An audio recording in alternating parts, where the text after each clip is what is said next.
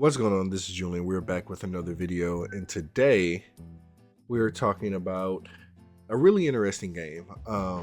So if you're within a certain age range, you will remember back in 2009, there was a game announced called 6 Days in Fallujah.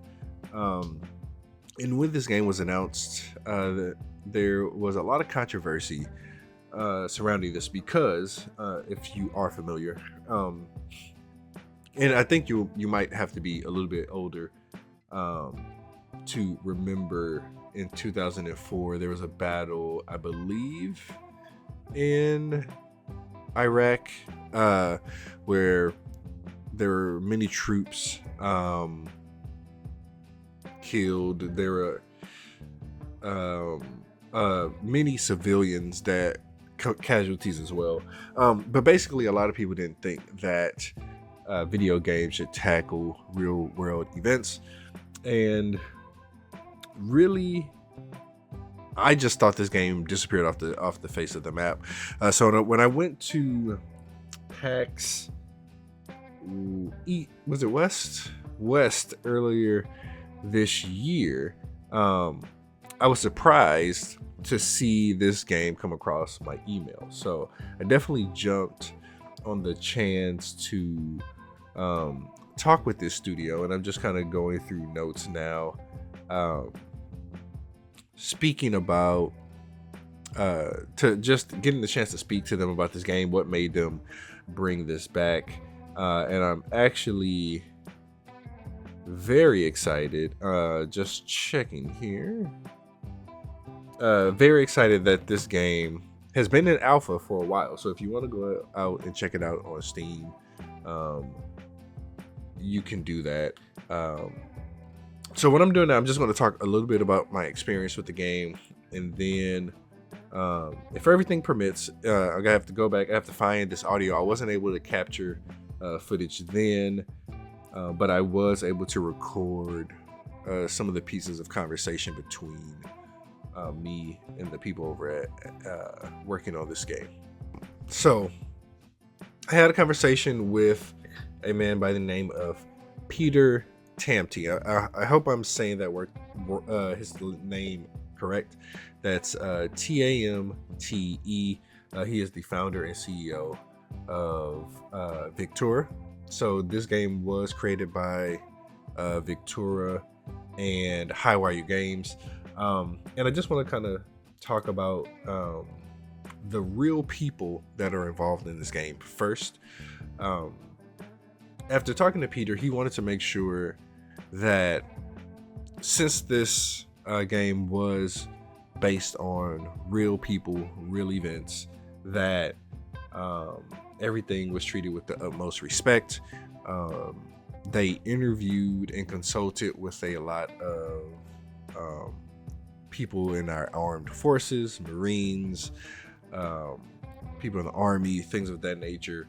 So he really wanted to make sure that things were portrayed correctly. And you'll probably hear some of these things in little pieces of the commentary that we speak of. Now, when it comes to B-roll, I can't. Just to be careful, I won't show a lot of. So they do have cutscenes in here that show footage from during the wartime, and I don't want to get this flagged, or it's not monetized, but I don't want to get this flagged, so I won't share that. But I try to loop in a little bit of gameplay, and just to talk about the game a little bit. So when you come into 6 Days in Fallujah, you can't expect a Call of Duty or Battlefield experience. This game is meant to be kind of like it describes, a tactical shooter. And you'll see in some of the footage that when you're playing, of course, you can shoot and kill enemies, but you're a squad leader. You're commanding your team. You can stack up on doors. The way that they enter buildings, I think is just really cool. And one of the really, really cool things, before earlier this year, you had to have a full squad of 4 people if you wanted to play. You could play a solo, but it's not an easy game. But they did have the addition of AI soldiers. So now if you want to jump in, play solo, and fully utilize your team, you have that at your disposal now. So I've put a few hours into the game, and I'm really having a good time. It's once I separated my mind away from the run and gun shooter and looked at this more as a strategy or a tactical game, I think that'll really change your experience here. You can go into different missions and there will always be something that is different. The buildings that are involved in each mission, they're procedurally generated. There are missions that you will do that try to replicate some of the things that actually happened during this battle. So I really look at this game almost as a piece of historical content. Like I said, there are interviews and there's footage with people that were really involved in this conflict. So this game has been in alpha and been available, I think, since sometime in 2003. And the team has been constantly improving and adding features based on feedback given from everyone who's playing the game. This is available on Steam, so definitely check this out. I think this is a labor of love, and I don't think it'll be for everyone. I don't think that if you're into tactical strategy kind of military games, definitely check this out.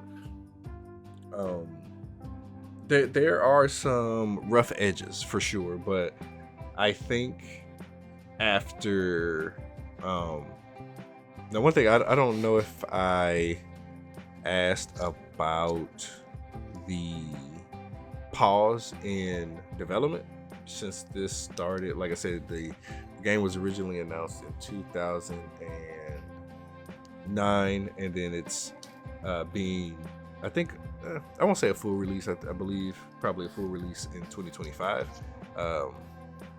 I think we are coming out of alpha pretty soon.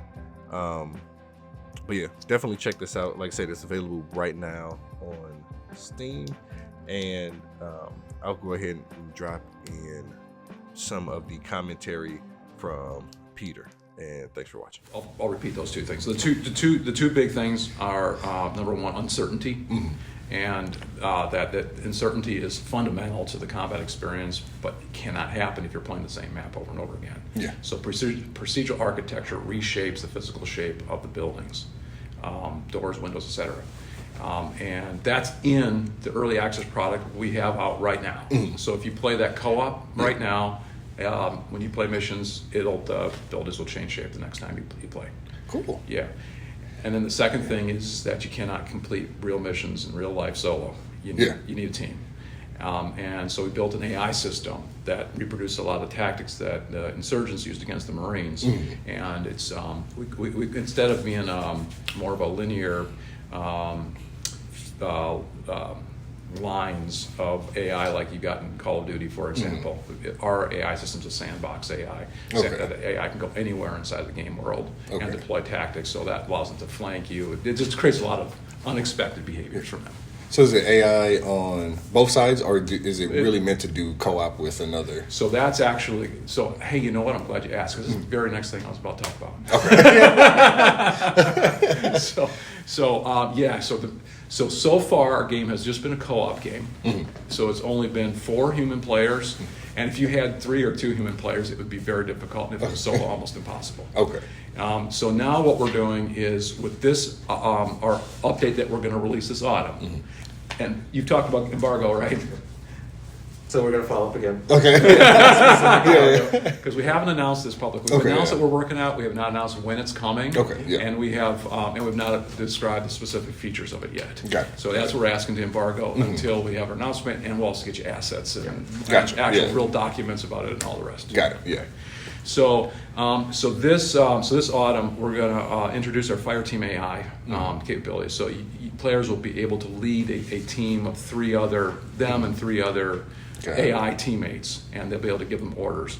So you might remember back about the time when we announced the 6 Days in Fallujah for the first time, there was a genre of games called squad-based shooters. Yep. So you've got the original Rainbow Six, Ghost Recon, Brothers in Arms, all those games.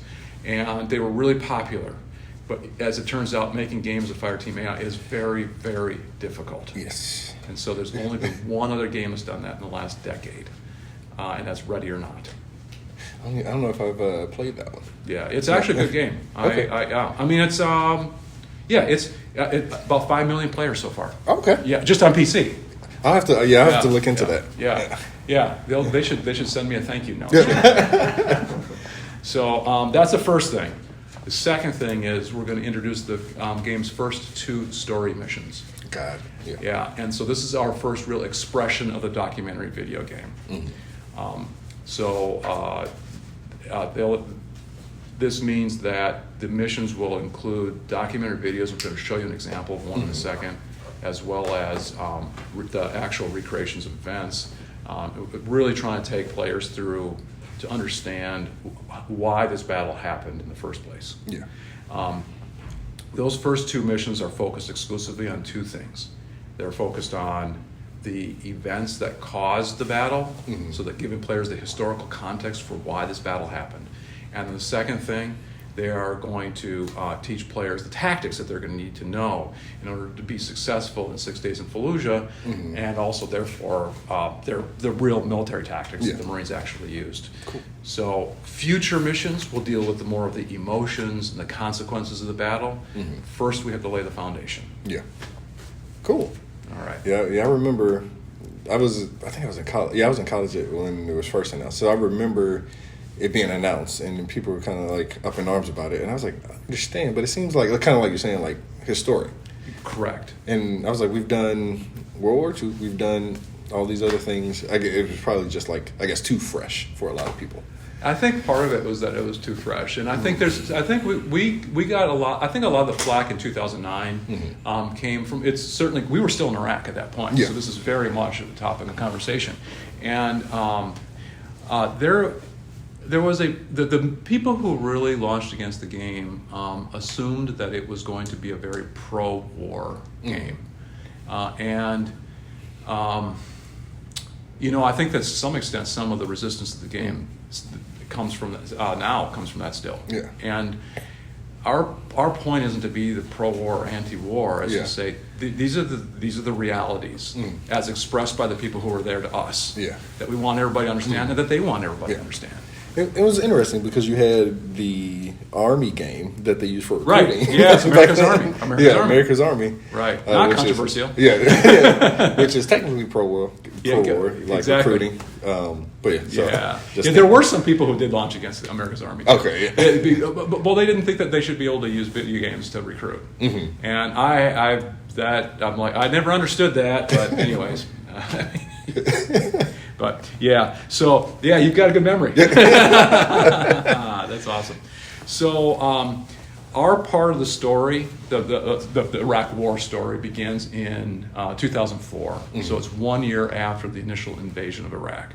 4 American contractors are escorting a civilian convoy, take a wrong turn, and end up driving through the center of Fallujah. The convoy is ambushed. Those contractors are murdered. Their bodies are mutilated, burned, and hung from a bridge in Fallujah.